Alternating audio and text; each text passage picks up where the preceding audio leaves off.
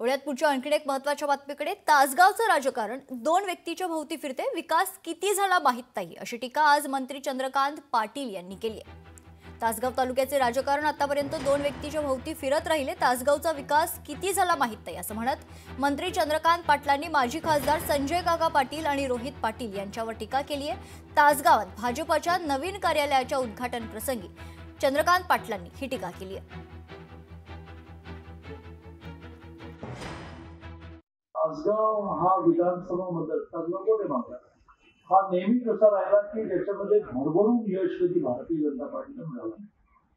कारणही असतात त्याच्या तालुक्याची. तर त्याने त्याचं वर्णन केलं की ह्या तालुक्याचं राजकारण हे दोन माणसांच्या भोवती फिरत राहील. त्यामुळे कोण दोन माणसांच्या भोवती तालुक्याचं राजकारण फिरत राहिलं, विकास झाला की नाही झाला असं मी काही नावं घेऊन सांगण्याची आवश्यकता नाही.